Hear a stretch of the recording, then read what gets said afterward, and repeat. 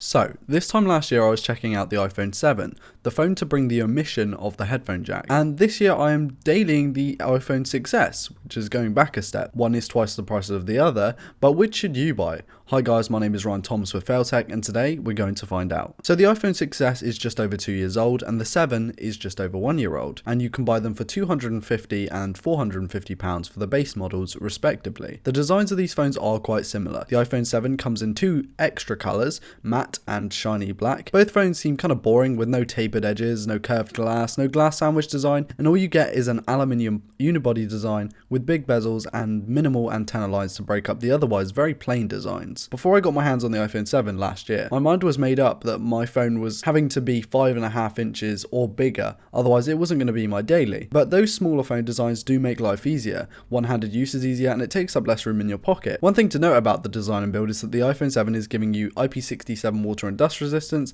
and the 6S doesn't. But also the camera bump on the iPhone 7 is more tapered, more rounded, and the 6S kind of features a more juttery one that sticks out, and yeah, kind of like the iPhone 10. Whilst I could go on about form factor forever, the 4.7 inch 750 by 1334 IPS displays on these phones are very similar. Well, in form factor, they're definitely very similar. However, the 3D touch enabled panels are slightly different. You're actually getting a wider color gamut on the 7, meaning a wider array of colors, so anything in between shades of grey, which will give you less color banding. I'm not totally sure that I feel this is warranted on a smartphone, but it's there if you really are a pixel peeper. Although if you're a real pixel peeper, you might want to go with a QHD display. The 3D touch features are useful and make my life easier, but it all depends whether you use gimmicky stuff like that. IPS means more accurate colours, however, no always on display is a real bummer when you want to check the time in the middle of the night without blinding yourself. The pixel density is good at 326 ppi, meaning that reading fine text and watching videos will be good on these phones. Not quite as good as something like the Samsung's or LG's flagships, but Apple's IPS displays are great with viewing angles,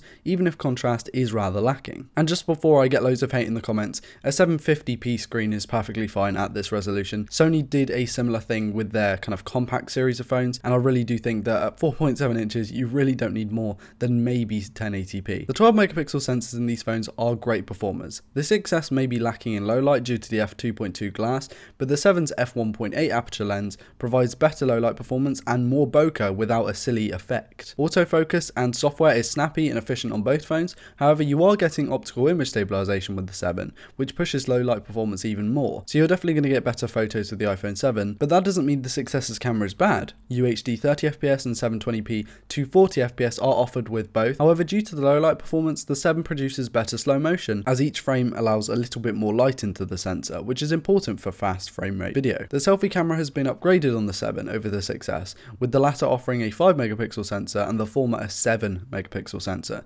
The sharper selfies look better on the 7, and the front flash made by the bumped up screen brightness is intuitive, but certainly not something like the Moto Z's dedicated front flash, which I really like. Performance is great on the 6S with its 1.84 GHz dual-core Apple A9 and 2GB of RAM. It gets some solid marks from me with some very quick OS performance. For what most users bought the iPhone for, the Snapchat, Twitter and YouTube experience is great, but on the 7 it's even better with its 2.34 GHz quad-core Apple A10 chip with 2GB of RAM. Performance with the A10 chip is really good, beating pretty much every other phone in its class and age, with the A11 successor really tearing up performance charts right now. The 7 comes in bigger storage configs than the 6S2, with no expandable storage on both, which is kind of important. Overall, you're not going to be going wrong with either of these phones in terms of the performance figures, but the 7 definitely takes it just that extra step.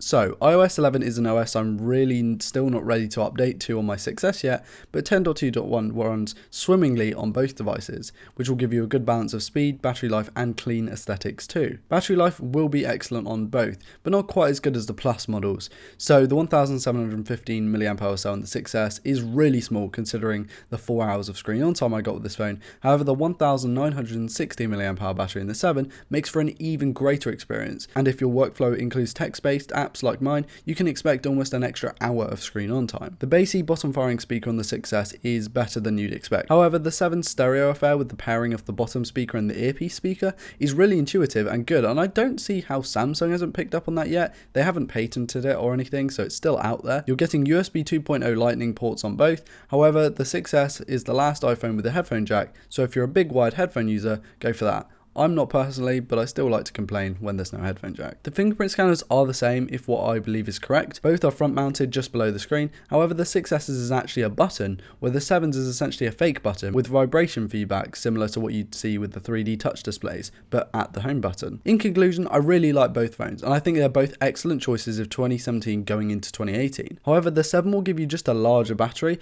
a better speaker setup, IP67 water and dust resistance, and better low light performance. On the other hand, the 6S is way cheaper with a headphone jack, so pick your poison. I'll take the 6S due to the price alone, thank you very much. Anyway guys, that's it from me. Thank you all so much for watching and supporting my channel, it really means so much to me. Please rate the video, comment and subscribe if you're new around here to never miss a video like this one. My name's been Ryan Thomas with Failtech, and I will see you in the next one. Peace.